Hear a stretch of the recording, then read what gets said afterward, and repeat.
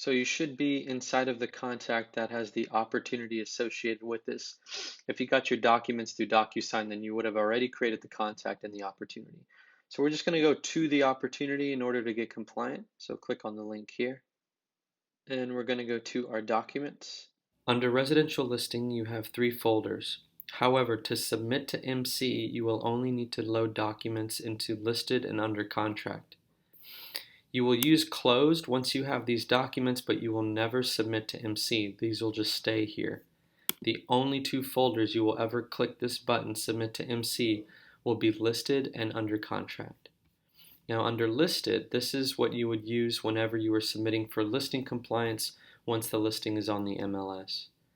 Now these are document names. These are not documents themselves.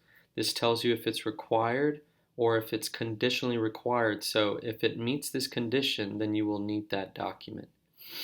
Now that the forms are in Docusign rooms, we're going to bring them into commands opportunities so that way we can submit to MC. So we're going to do attach multiple files so we can pull them back in from Docusign. So select Docusign here. And now you'll just select the document per the checklist item. So this says exclusive right to sell. Select it. You go and find it. There it is, exclusive right to sell. Find your IABS, and there it is. I think there's seller's disclosure. Yeah. Now, with regard to the MLS printout or the tax record, these are PDFs that you're going to have to save onto your computer, and we'll get into that in a little bit. So there's a little different way to bring those in. So you'll just go down the list and find anything else that needs to be signed. Select attach once you've selected all the documents that are part of the actual file.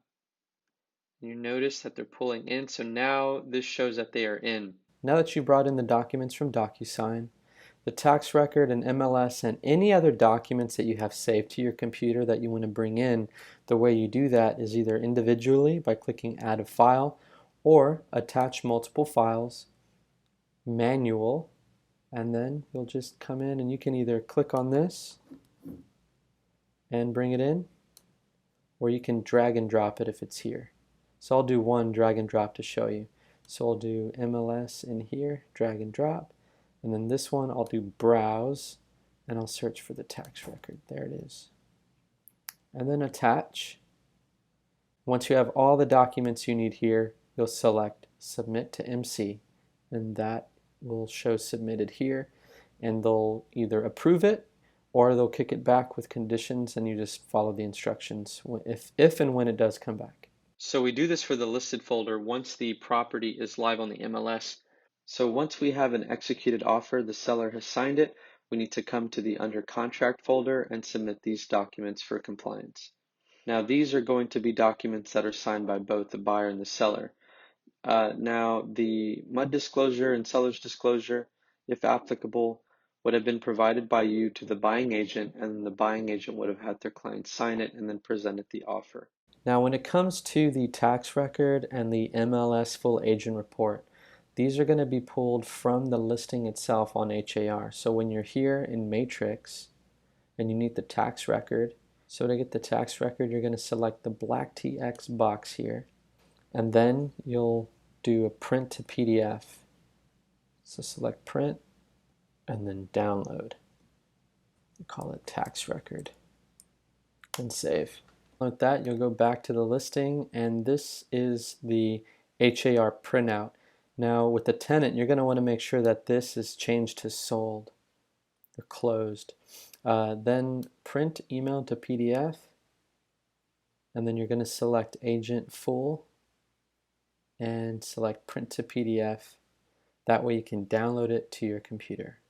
And download. I'm going to call this MLS printout and save.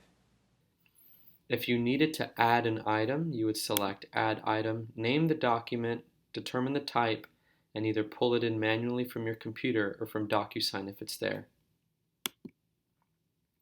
If you need to add a comment about the transaction, you would do so by selecting add comment, choose the @ symbol, select Marilyn, and send a message directly to her team.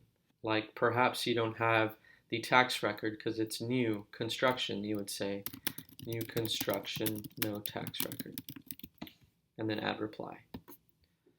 Excellent. So now whenever you have all of the documents that are required or that have met the requirement, you select Submit to MC, and it goes to Maryland's team for compliance, and they should have a response for you within 48 to 72 hours.